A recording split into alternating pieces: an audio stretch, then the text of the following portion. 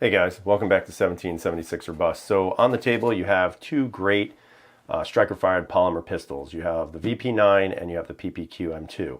So I'm going to do a quick tabletop comparison between the two. So this actually may take a little time because I do want to do some positives and negatives on both, especially since I have a lot of experience with the Ppq and I have shot the VP9 before, as I've owned one before, and I just want to go through some basic differences, some similarities obviously, and of course what I find good about both and negatives as well, because every gun is going to have a negative. There is no perfect firearm in my opinion, so might as well try to do this the best I can by making people aware that there are two phenomenal chances to own firearms here. You could throw the 320 into the mix here, but these guns are very similar to each other. The 320 is a little bit different in regards to the way it looks, the way it carries, the way it feels, so I'm going to kind of leave that out and just go with these two right here. Now if you guys are looking for, at the current moment, about a sub 500 gun, both of these guns right now you can find online. I was actually looking for someone else today, and I found the VP9s are going for under 500 on certain websites, and the PPQs are about 500. So I mean, you can really get very good, affordable guns. Again, it all depends on your budget and what your budget limit is.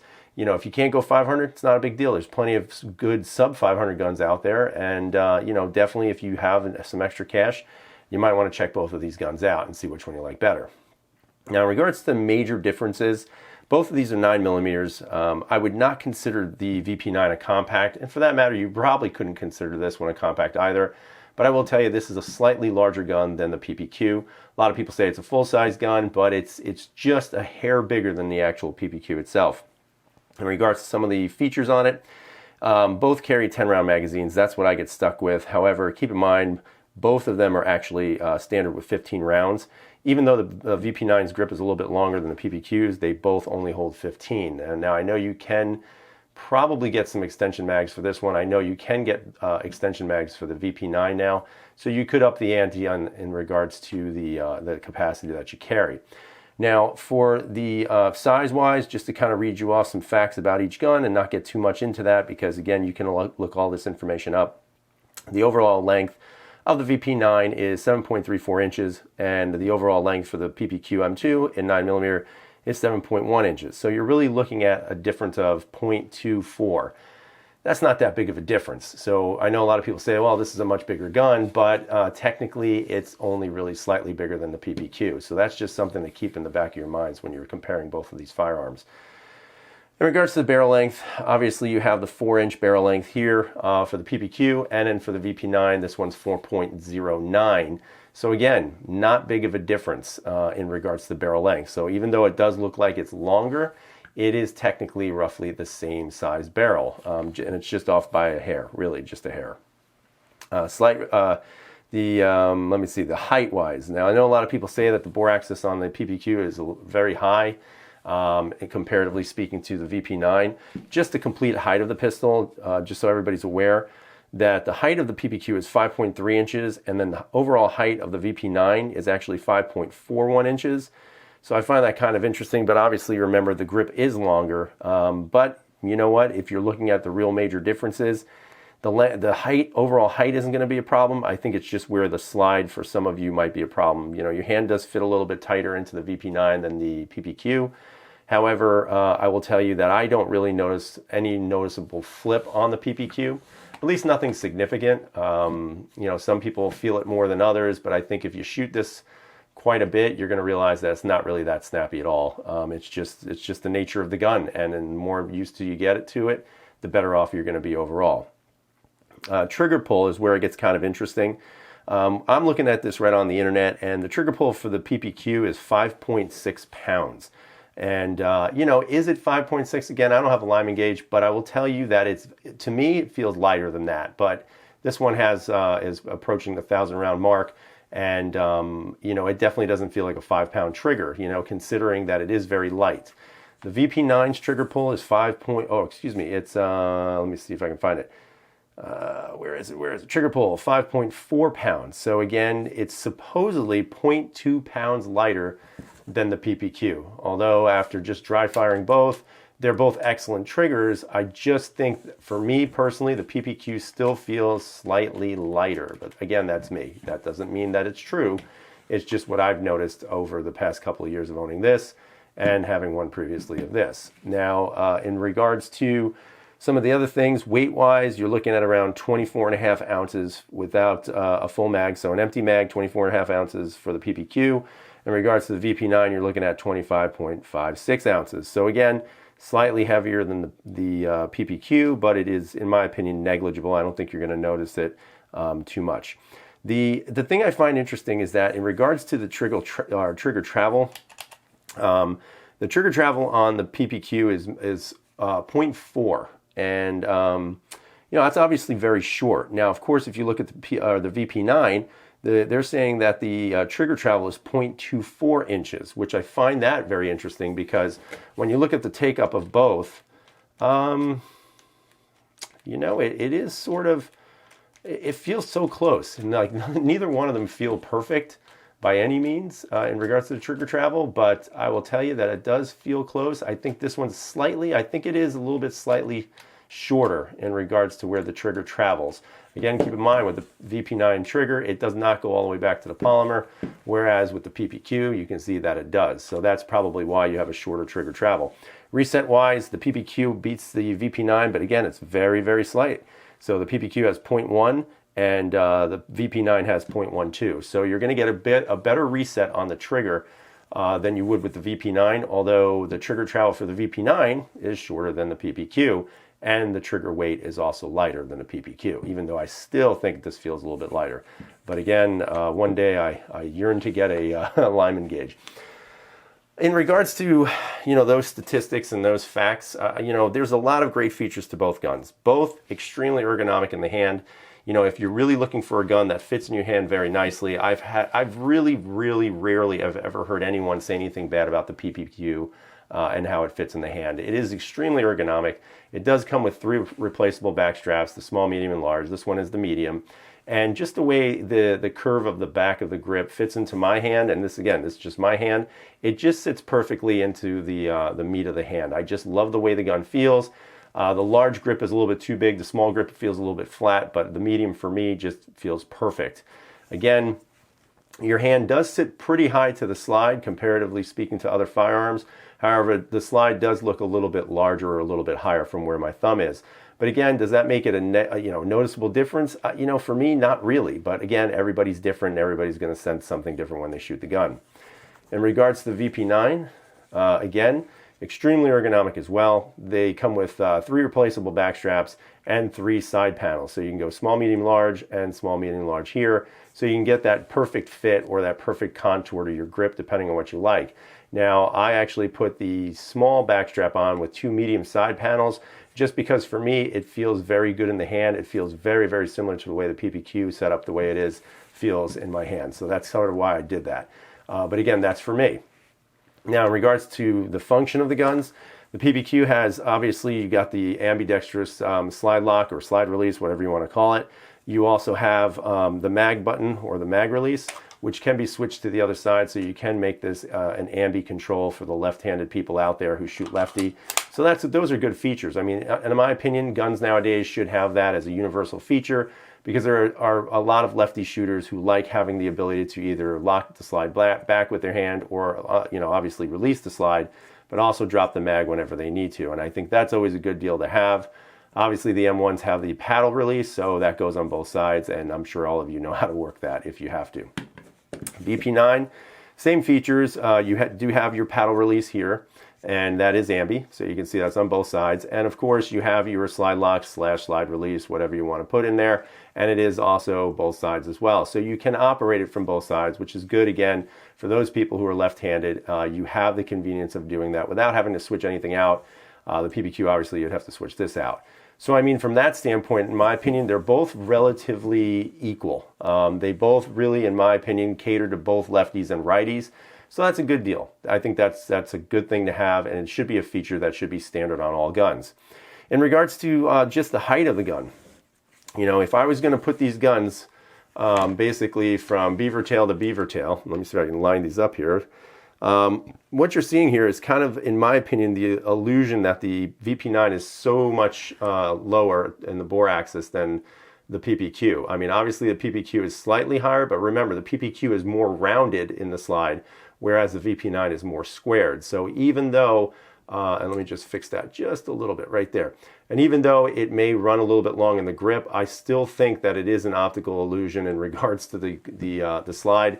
You know, because the slide kind of is more rounded as opposed to squared, you can't scrunch it up enough. Whereas the VP9, because it is squared, it seems lower to the hand when in fact it may not really be. In regards to the undercuts where the beaver tails are, again, you can see that they are, you know, just about equal. I think there's a little less polymer in this area right back there for the VP9 than there is for the PPQ, which is why I think when you put your hand onto a PPQ, you feel like you're getting much higher in the webbing of your hand than, let's say, a PPQ or even a 320 for that matter. And again, I think one of the features that I like on the VP9, which I think would be nice for them to kind of work on with the PPQ, is even though the width of the guns are kind of close, the width of the PPQ is at 1.3 inches, and then the overall width of the VP9 is 1.32 inches. So I mean, we're talking just a shade wider than the gun. And as you can see, I think it also plays a role with how you set it up also. You can make it thicker or you can make it thinner. So technically, maybe it's not as thick or as narrow as you think it might be. However, in the hands, both guns feel really good. However, I do like the way this polymer fits into my hand better, especially after shooting the Steyr for a while. This feels really nice because it does sit in your hand a little bit further back than, let's say, the PPQ does. The PPQ is a little blockier back here. So some people might have issues with it hitting the knuckle, but again, if you change the backstrap out to small or to large, you might avoid that altogether. So again, it's just going to be dependent upon the user of the handgun. Triggers, you have obviously a more curved trigger with the PPQ. You can see it's more of almost like a crescent-shaped trigger, whereas with the VP9, even though there is slightly a curve to it, once you put that blade in, it is actually a little bit straighter. It's almost that it breaks off, so it's a little bit straighter, I think, than the PPQ, which might obviously give you a better trigger pull since you're going a little straighter back. And depending on where you put your finger, if you put your finger a little bit too low, you might drag your finger across the bottom of the trigger guard, but if you center it right in the middle, it actually feels really good. And it just seems like your finger knows exactly where it wants to go because of the way they kind of shape the trigger here. In regards to the PPQ, again, your finger, to me, again, feels very natural. One thing I do like is that they do not extend this down to the bottom. Some people might be going to the bottom and kind of rubbing the bottom of their finger, which some people do complain about in the VP9. However, because this is more of a crescent shape, you can tell that this is not going to be an issue. So you hit the finger where it needs to be, and obviously you pull the trigger and you're good to go. So I think from that standpoint, which one has the advantage? Again, that's going to be user's decision. You know, for me, I do like the difference between the triggers. I still like the PPQ trigger, but again, I have more time behind it than I do with the VP9. So it could just be personal preference at this point. Other than that, in regards to the rails, obviously you have a longer rail than you do on the PPQ. You have obviously more rails here in the front, whereas opposed to PPQ is a little bit shorter. So I like that feature. Honestly, does it matter in regards to me carrying the guns? No, because it's usually the grip that you have to worry about anyway. The VP9 grip, as you've seen, is slightly larger. You can see how it extends below the pinky, plus you have the magazine floor plate there. So it does add a little size in case you want to conceal carry, but is it doable? Yes, it's 100% doable, no issues with that. The PPQ, I would say it's very close to a Glock size grip. You can see that my finger has just a little bit of room here where the floor plate of the magazine goes. And, you know, could I scrunch my fingers a little tighter? Sure, I could, but I would say it's more on the lengthwise of a Glock 19. Now, I would say that this is definitely not the size of a Glock 17, and I would even say that probably the way it fits, I would say it's close to maybe an M&P 9 in regards to the grip length, but I don't think it's any more than that. And again, if you can carry an M&P 9 full size, you can carry this one, no problem. It's basically, in my opinion, the same length and same feel. In regards to triggers are great on both. Again, when I did the review on this one, you can see that, and by the way, all these are unloaded, but you can see that there's just a little take up there, right there, and then your wall drops and you're good to go. Your reset, very crisp, right there, very short, and very short reset. So a very nice trigger. The PPQ, I still swear I think it is the best trigger on the market. Again, you have a little longer take up, but not by much. I would say it's very, very negligible again. And again, once you hit that wall, the trigger just breaks so sweet, so simple, and so smooth. Again, the reset on the trigger right there, very, very short. In my opinion, you definitely feel the shortness of the reset here and the light resetted trigger. So in regards to trigger, I'm going to tell you I'm biased, and I'm going to tell you that I do prefer the PPQ trigger, although this one is very good as well. Now, the final thing that I'll talk about are the sights. The sights that came out of the box with the VP9, I would have to say are much better than the PPQs. I wish one day, well, I'll get into that in a minute. I'll talk about that in a minute, what I wish they could change about both. But the sights on here are good. They are metal sights. They are that phosphorescent glow in the dark, which is what I said in the review. You can get them with night sights, so that's if you want to do that. Me, I prefer not to because I want to switch them out to what I want as opposed to having the factory put them on. So, you know, they're better sights. They're very good sights to kind of get a good picture on there. So your typical 3-dot sights, so no issues. Now, obviously, these are aftermarket sights. These are TFX Pros, but the sights that came with these, wow, are they terrible. That's the only thing that I wish they would actually improve on, is maybe getting a better set of sights out of the box. However, I will tell you, it doesn't really matter because if you're like me, you're going to put whatever you want on them in the first place. So I went with TFX Pros at the time. Hopefully one day Ameriglow will get some for these because I really, really like the Ameriglow sights. So, I mean, overall, who gets the win? I would tell you that the VP9 out of the box has better sights. However, you know, once you upgrade them, it's going to be a tie no matter what. Or either way, it's going to be a tie. Other than that, you have great guns. In regards to things that I wish they would change, well, for this one, for the PPQ, honestly, guys, what I wish they would change is maybe make it a little bit smaller in regards to the bore height or the slide height. Just a little bit smaller, and maybe do a deeper undercut where it's slimmed down in the back. Other than that, maybe the sides change. And other than that, it's a great gun. Would I like to see this in maybe a subcompact or the size of, let's say, a CCP? Yes, absolutely. If they could build that, I'd buy 2 of them because I just think it's such a great gun. In my opinion, the CCP could have been that gun, with the exception of what they were trying to do with the light slide and everything else like that. But again, if they could make this into a smaller version, that'd be awesome. Of course, with the VP9, you know, if there's anything that I could change about it, that's tough right now because I really do like the gun. One of the things I don't like is I do not like the fact that the trigger goes all the way down to the polymer, because some people, if they are moving their finger, they may get that finger caught into the polymer there and kind of rub it raw. But again, it's just a personal opinion. Now, other than that, there's really not much else to change. You know, maybe ditch the charging handles here, but you know, that's hit and miss. Some people like it, some people don't. Obviously, they're coming out with the SK, which I think is going to be huge for them. So I hope Walther is paying attention because I'd love to see this in a format of like either a subcompact or again like the CCP, just this model without all the you know, the blowback and all that other stuff from the CCP. But other than that, both great guns. I don't think you can go wrong with either one. Again, I apologize for having this review go so long, but you know, I just wanted to cover these 2 guns because they really are excellent firearms.